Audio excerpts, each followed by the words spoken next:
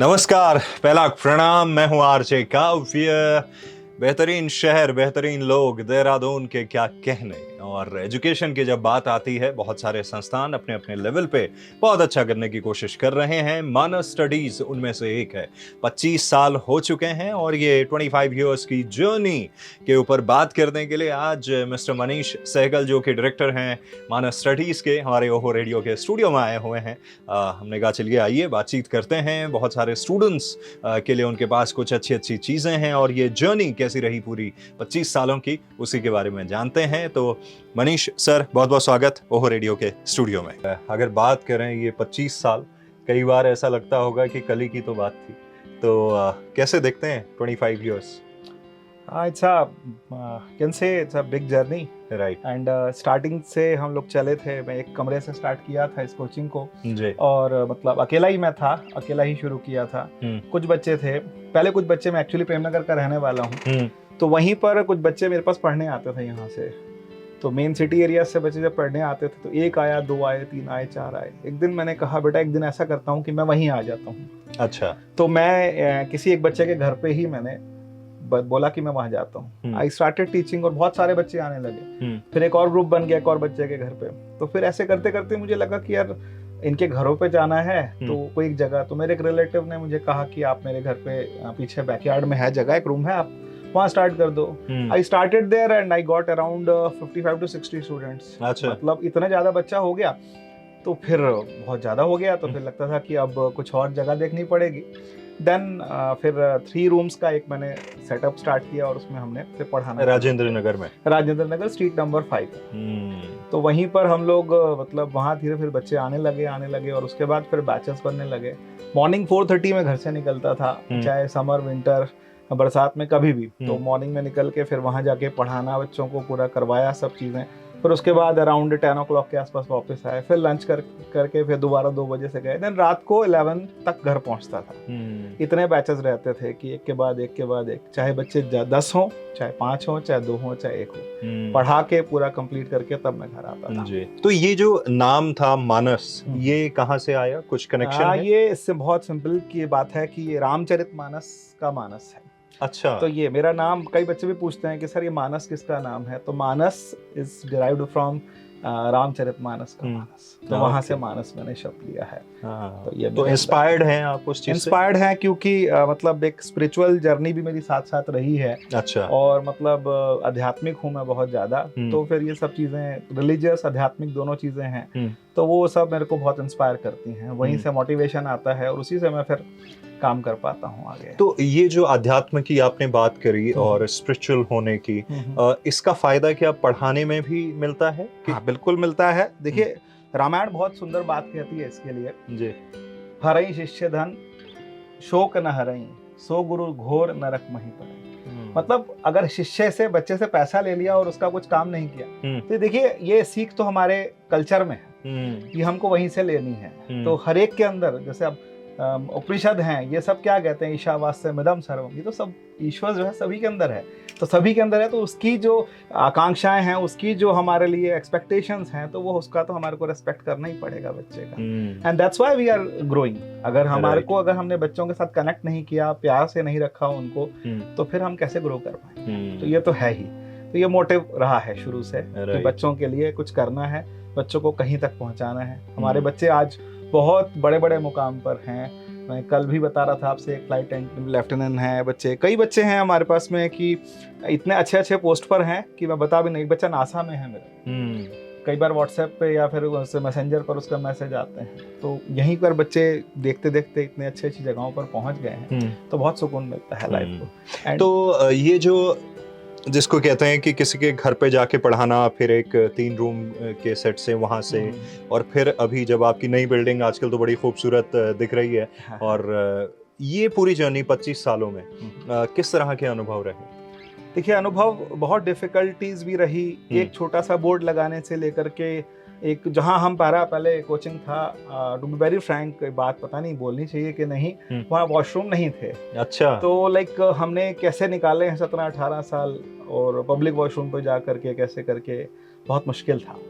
तो एक छोटी छोटी चीज़ के लिए मुझे स्ट्रगल करना पड़ा। और वो स्ट्रगल सच में आज जब सब कुछ मिलता है तो लगता है कि बहुत आसान से नहीं मिला, स्ट्रगल रहा, हर चीज के लिए स्ट्रगल रहा, हर चीज के लिए हमने पे किया, हर चीज के लिए हमको मतलब मेहनत करके जुटाना पड़ा।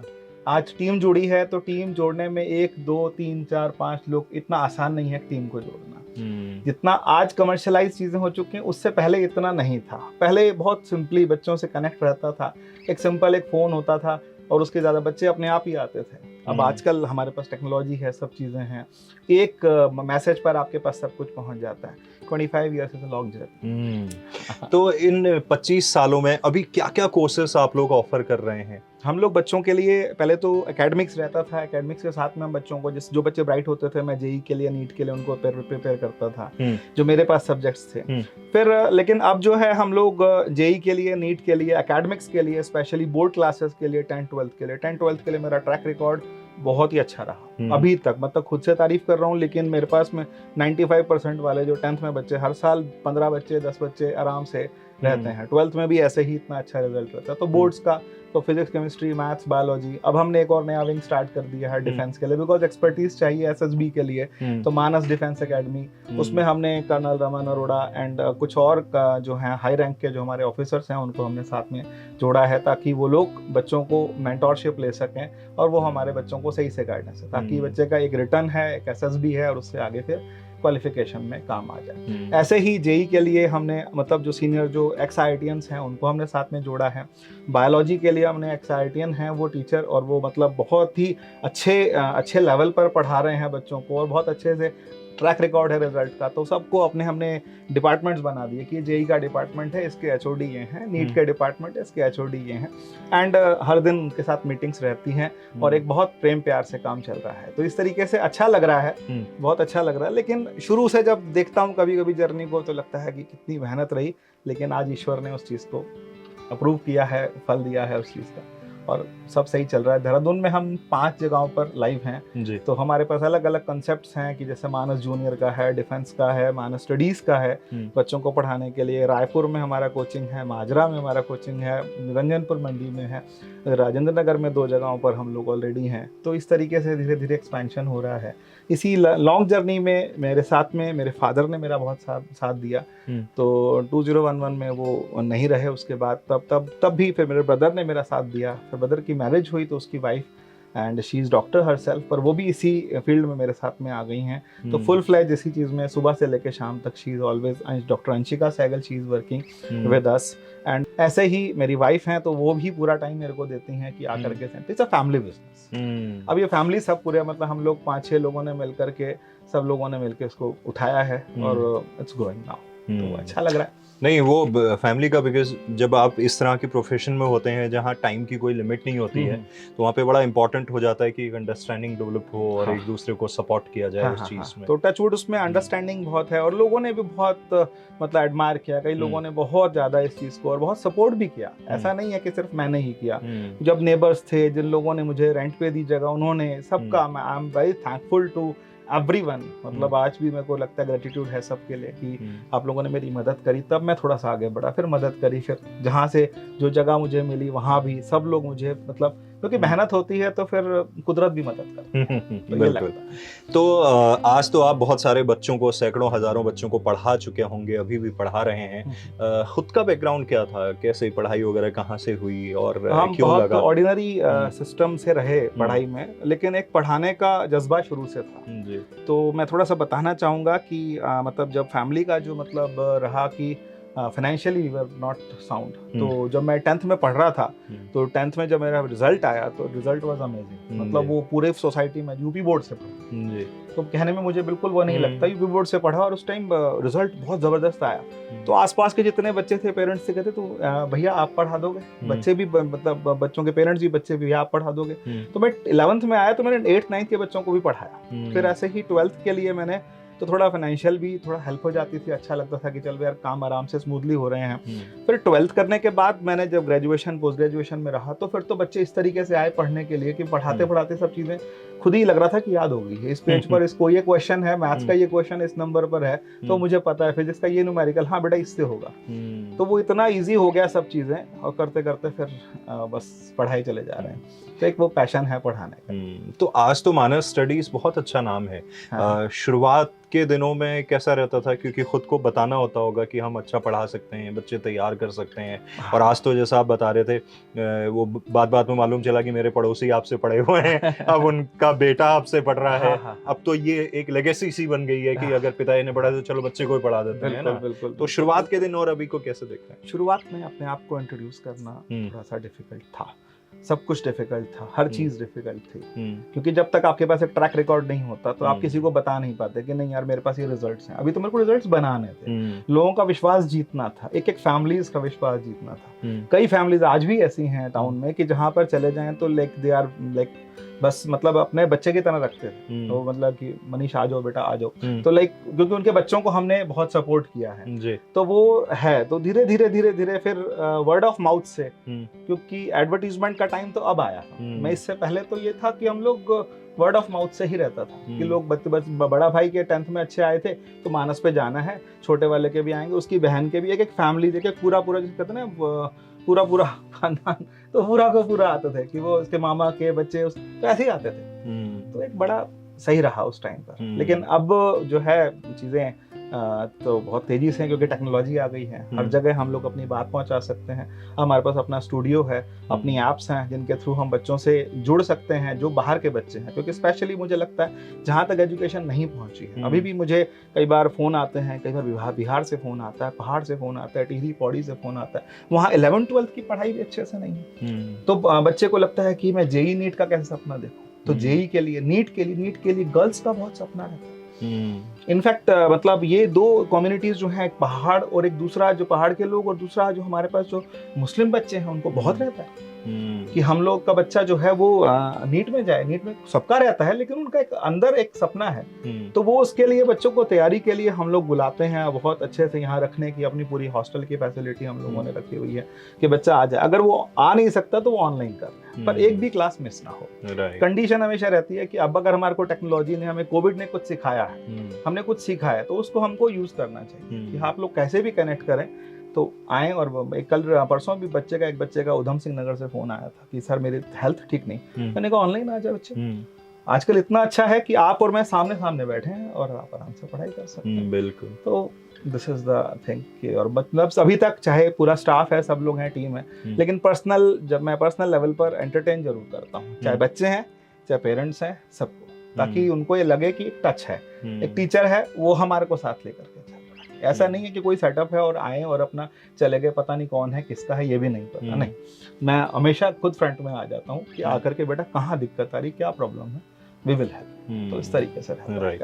सो हर चीज का एक मोटो होता है। जब भी आप किसी ब्रांड को इंट्रोड्यूस करते हो, या जब वो ब्रांड तो बाद में बनता है, जब भी आप किसी चीज की शुरुआत करते हो तो एक मोटो होता है। आपका क्या है, इस मानस स्टडीज का मोटो क्या है एग्जैक्ट? हमारा मोटिव बहुत क्लियर है कि मानस, फर्स्ट ऑफ ऑल मानस जो है हमारा जितने उत्तराखंड के जितने मेन सिटीज हैं वहां पर, और उसके बाद नेक्स्ट मोटिव है कि एनसीआर रीजन तक जाना है एंड इसको पैन इंडिया लेकर के जाना है, क्योंकि हम लोगों को हर जगह अपनी presence, physical presence plus technology, देखो दोनों चीजें हैं।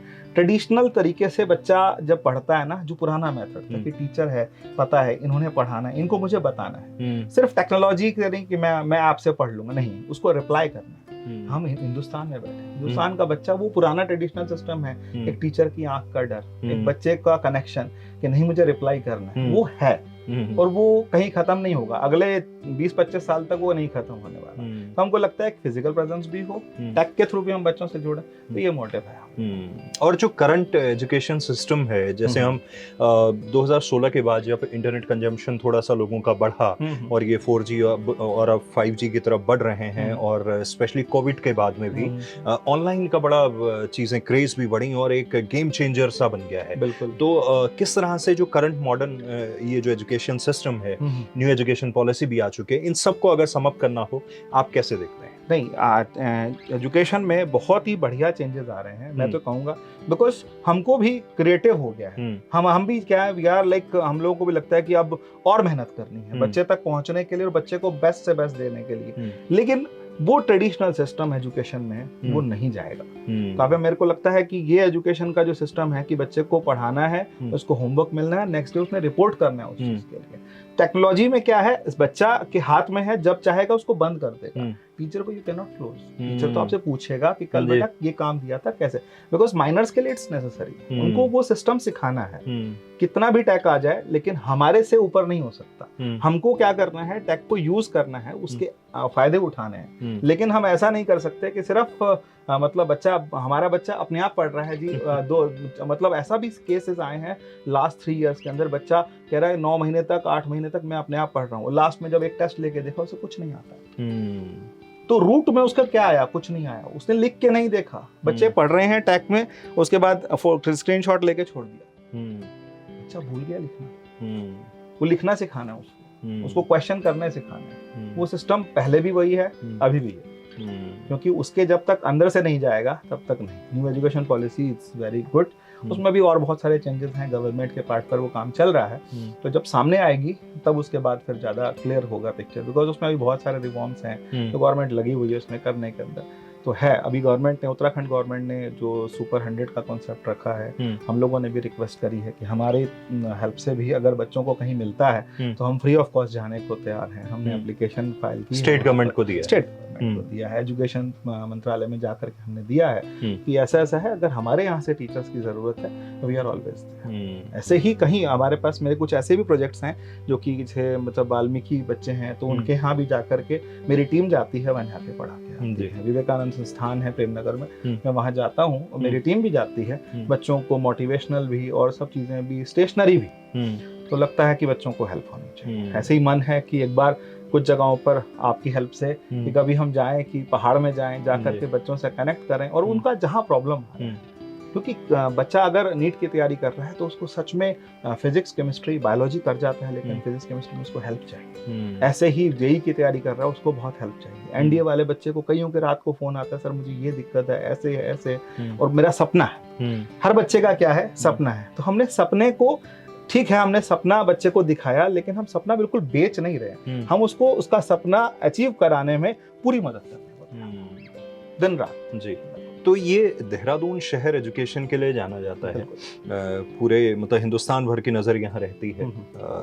अगर हम इसी देहरादून, यानी कि जो देहरादून उत्तराखंड राज्य के अंदर आता है, उसकी बात करें तो अभी राज्य को लेके उतनी लोगों की नज़रें नहीं हैं।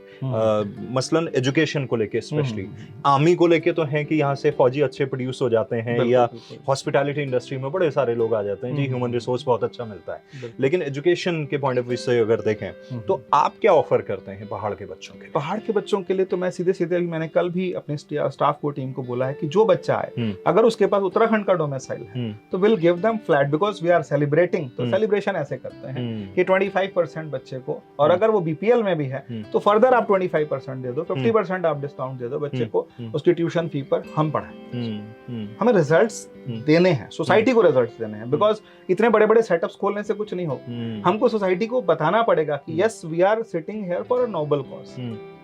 देखिए पैसा तो बाय डिफॉल्ट आएगा, आप काम करिए। काम करना हमारा मोटिव है, वो तो होगा ही होगा, सब चीजें होंगी ही, क्योंकि सब खर्चे हैं, स्टाफ के खर्चे हैं, सबकी सैलरीज हैं, सब चीजें हैं। बट एक मोटिव अच्छा होना चाहिए कि हमने बच्चे का सिलेक्शन, अगर मैंने 40 बच्चा लिया और मेरा 25 बच्चा निकल गया, बस मजा आ गया। और उसके बाद फिर नेक्स्ट लेवल एक और है, क्योंकि आर्मी बच्चा कई बार कहता है मैं एनडीए नहीं कर पाऊंगा, कोई बात नहीं, तो एफकैट के लिए प्रिपेयर, क्योंकि इस लेवल पे नहीं होगा तो इस लेवल पे होगा। अगर लड़की कहती है मैं नीट नहीं कर पा रही हूँ तो एमएनएस के लिए प्रिपेयर कर, मिलिट्री नर्सिंग सर्विसेज बहुत अच्छा एक प्लेटफॉर्म है, you are next to doctor, तो क्या बुराई है उसमें। तो बच्चों को मोटिवेट करना है कि तेरे अंदर से कितना अच्छा निकल सकता है, हम निकालेंगे, हम मदद करने को तैयार हैं। आप किसी टाइम भी, बस रात को 11 से सुबह 5 बजे तक का टाइम छोड़ दो, बाकी टाइम आपको जब फोन करना है करो, पूछो।